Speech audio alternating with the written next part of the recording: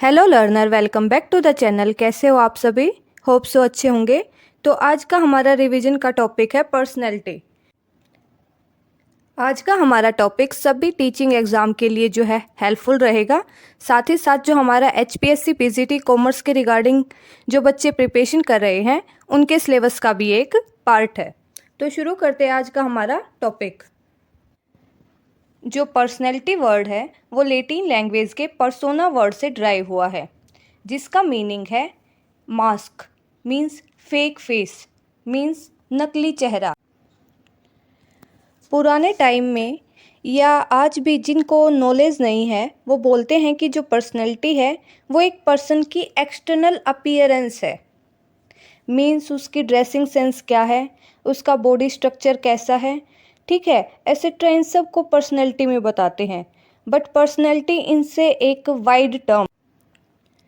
Personality में हम सिर्फ और सिर्फ जो है एक्सटर्नल अपीयरेंस को ही शामिल नहीं करते, बल्कि जो पर्सनैलिटी है वो एक कॉम्प्लेक्स सेट है ऑफ वेरियस फैक्टर का। लाइक एक पर्सन के थॉट, उसकी फीलिंग, उसका बिहेवियर, ठीक है जी, उसके इमोशन, इन सब का जो है मिला जुला रूप ही क्या है, पर्सनैलिटी है।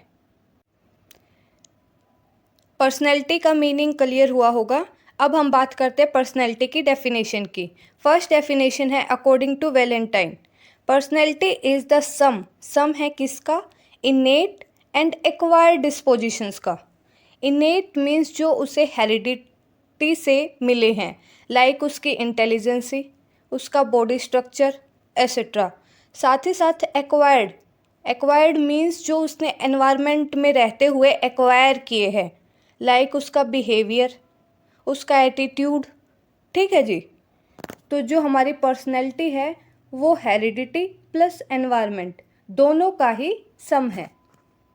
आलपोर्ट साहब ने बताया है कि जो हमारी पर्सनैलिटी है वो डायनामिक नेचर की होती है और हर इंडिविजुअल की पर्सनैलिटी यूनिक होती है, जो उसे एनवायरनमेंट के साथ एडजस्टमेंट करने में हेल्पफुल, मीन्स उसकी हेल्प करती है।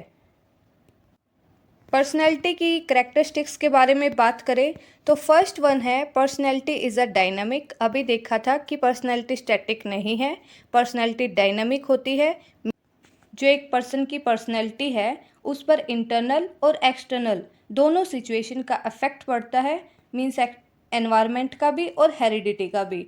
इन्हीं इफेक्ट से जो है एक पर्सन की वैल्यू, थॉट, फीलिंग चेंज होते रहते हैं, इसलिए ये स्टैटिक नहीं है। Second point is personality is self consciousness. Self consciousness means अपने आप को जानना ही क्या है हमारा self consciousness.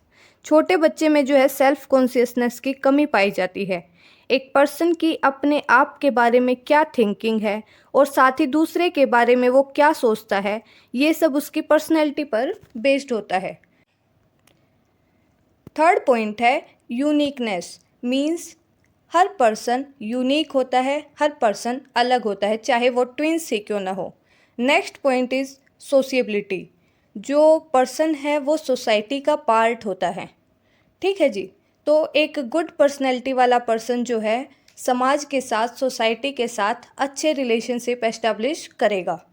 Next point is ability of adjustment, means एक पर्सन जो अपने आप को एनवायरनमेंट के अकॉर्डिंग एडजस्ट कर लेता है एक अच्छी पर्सनैलिटी का इंसान माना जाता है। इसी प्रकार जो एडजस्टमेंट है और पर्सनैलिटी है वो दोनों एक दूसरे से रिलेटेड है। Next point is consistency, means एक गुड पर्सनैलिटी के पर्सन में जो है कंसिस्टेंसी की जो है का गुण पाया जाना जरूरी है। कंसिस्टेंसी मीन्स जैसा बिहेवियर वो एक जगह एक सिचुएशन में करता है वैसा ही बिहेवियर उसको दूसरी जगह दूसरी सिचुएशन में करना चाहिए। मतलब अगर वो समाज में जो है एक ईमानदार व्यक्ति है तो उसे हर जगह जो है ईमानदार होना चाहिए, ये नहीं कि कहीं वो ईमानदार है और कहीं ईमानदार नहीं है। Next point is flexibility, personality में जो है फ्लेक्सिबिलिटी का गुण होना चाहिए, मीन्स सिचुएशन के अकॉर्डिंग, चेंजेस के अकॉर्डिंग एक पर्सन को जो है चेंज होना चाहिए। Next point is integration, means integration of personality, जैसे बॉडी का कोई सिंगल पार्ट अकेले काम नहीं करता, या करता तो है लेकिन उसकी इतनी इम्पोर्टेंस नहीं होती। फॉर एग्ज़ाम्पल, अगर मैं लिखती रहूँ और साथ के साथ आपको एक्सप्लेन ना करूँ तो आपको कंटेंट अच्छे से समझ नहीं आ पाएगा। उसी प्रकार जो पर्सनैलिटी है वो mentality, sociability, morality, emotion etcetera, इन सब का जो है इंटीग्रेशन है। Next point is strong will power. वो पावर जो एक पर्सन को उसके रास्ते में आने वाली सभी मुश्किलों का सामना करने में हेल्प करती है। ठीक है जी, वो पर्सन जो है एक गुड पर्सनैलिटी का पर्सन बोला जाएगा। नेक्स्ट और last point is psychophysical. Means एक गुड पर्सनैलिटी के लिए ज़रूरी है कि पर्सन को फिजिकल हेल्थ के साथ साथ मेंटल हेल्थ भी उसकी अच्छी होनी चाहिए। आई होप पर्सनैलिटी का मीनिंग और फीचर अच्छे से समझ आया होगा। अब एक क्वेश्चन अराइज होता है कि कैन पर्सनैलिटी बी मेज़र? क्या हम पर्सनैलिटी को मेज़र कर सकते हैं? तो इसका आंसर होगा नो, क्योंकि जो ह्यूमन बिहेवियर है उसको मेज़र करना एक मुश्किल काम है। जैसे हम कपड़े को मीटर में, दूध को लीटर में मेज़र कर सकते हैं, वैसे जो पर्सनैलिटी को मेज़र करने का कोई भी हमारे पास मेज़रमेंट नहीं है, क्योंकि मेज़र करने के लिए हमारे पास एक स्टार्टिंग पॉइंट होना चाहिए। और कोई भी पर्सन ऐसा नहीं है, कोई भी ह्यूमन ऐसा नहीं है जिसकी पर्सनैलिटी जीरो हो। ठीक है जी। साथ ही साथ जो पर्सनैलिटी है, पर्सनैलिटी को डेवलपमेंट के साथ लिंक किया गया है, और डेवलपमेंट को भी हम मेजर नहीं कर सकते, सिर्फ और सिर्फ उसको फील कर सकते हैं। इसीलिए जो पर्सनैलिटी है उसके जो चेंजेस हैं उनको सिर्फ और सिर्फ ऑब्जर्व कर सकते हैं, उनको मेज़र नहीं कर सकते।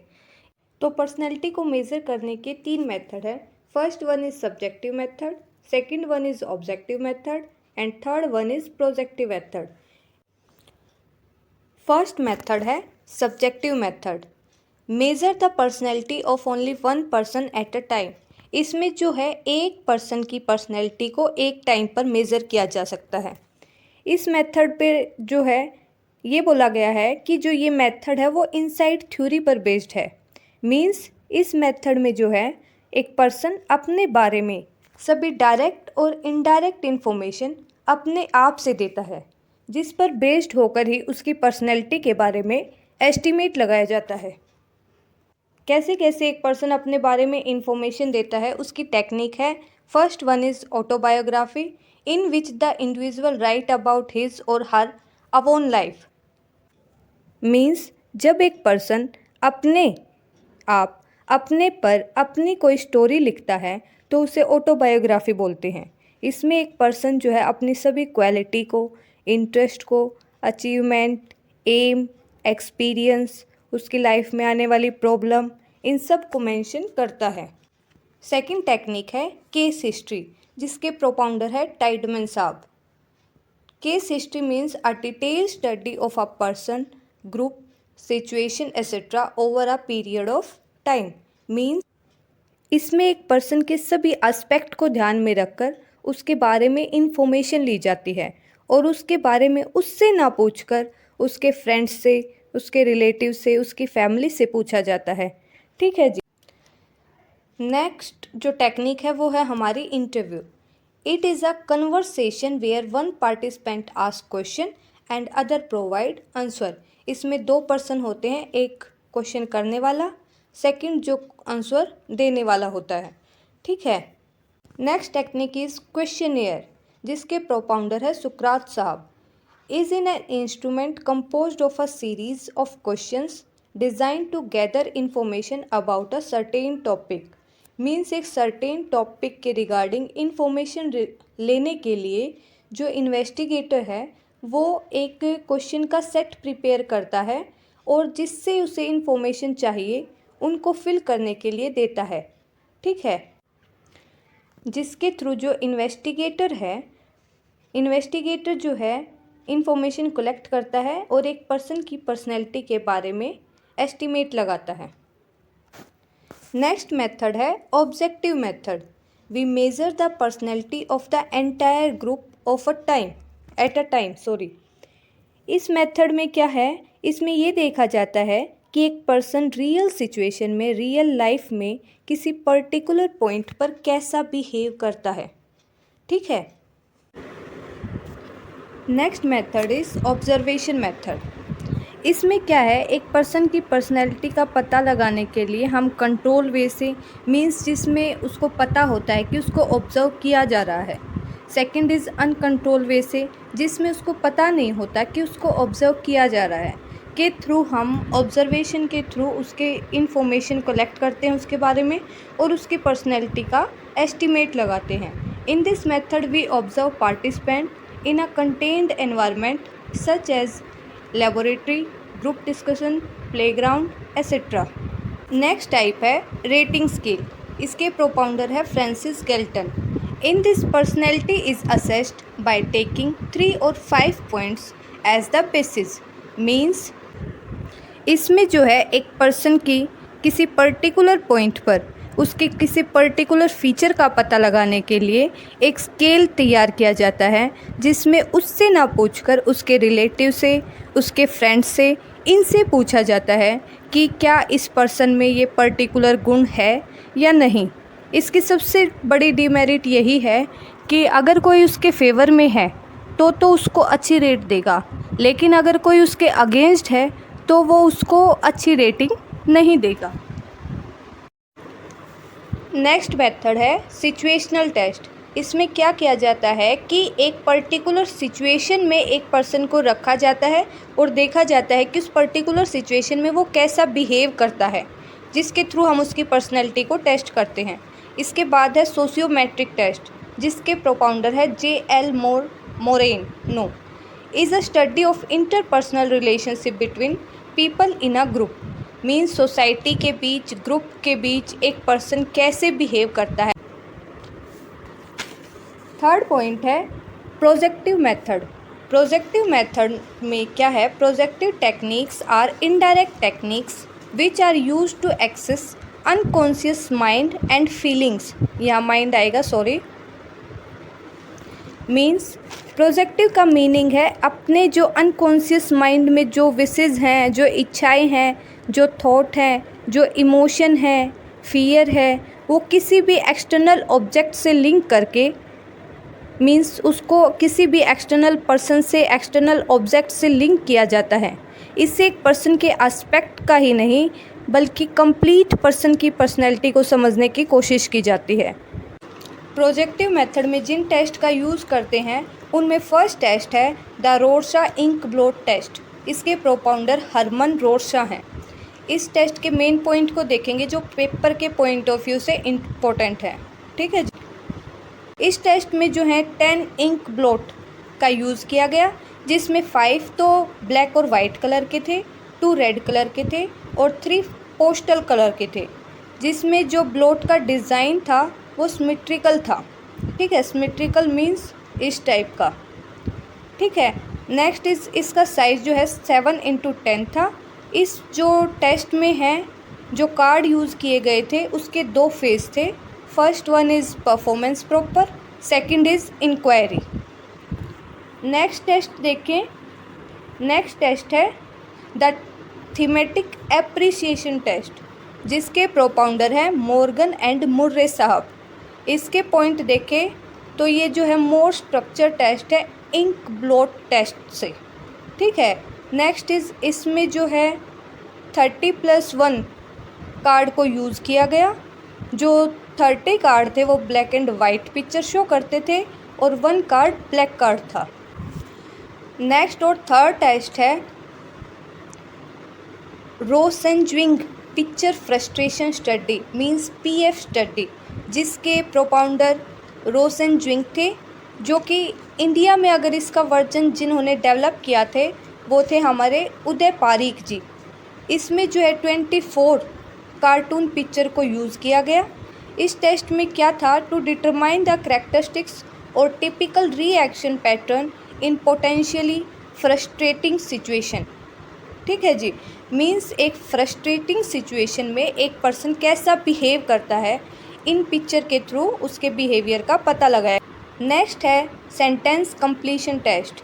इस टेस्ट में क्या है, the test makes use of a number of incomplete sentence like my mother is a, I am a, means sentence को इनकम्प्लीट वे में जो है पार्टिसिपेंट को दिया जाता है और उसके व्यू देखे जाते हैं। उसके बाद ये आइडिया लगाया जाता है कि उसकी पर्सनैलिटी कैसी है। जैसे इसी का आंसर देखें तो इसमें कोई बच्चा ये बोल सकता है माई मदर इज़ अ हाउसवाइफ, कोई उसी वे को जो है एक अच्छे वे से बोल सकता है कि माई mother is a home manager. ठीक है जी। नेक्स्ट टाइप है वर्ड एसोसिएशन टेस्ट, जिसका यूज फर्स्ट टाइम गेल्टन साहब ने किया था। In this subconscious behaviour of an individual is tested. हमारे माइंड के 3 जो हैं बिहेवियर हैं या 3 पार्ट हैं, कॉन्शियस, सबकॉन्शियस एंड अनकॉन्शियस। इस टेस्ट में हम सबकॉन्शियस पार्ट पर जो है फोकस करते हैं। Next one is children apperception test, जिसको लियोपोल्ड ब्लैक ने जो है प्रोपाउंड किया था। इसमें जो है 10 कार्ड हैं जिस पे जो है एनिमल की पिक्चर है। ये पेपर के पॉइंट ऑफ व्यू से मोस्ट इम्पॉर्टेंट पॉइंट है। In this picture of human is replaced by picture of animal, means जो हुमन है, हुमन की पिक्चर को एनिमल की पिक्चर से रिप्लेस किया गया है। Next one is feature of handwriting test, handwriting के थ्रू हम किसी की पर्सनैलिटी का पता लगाते हैं।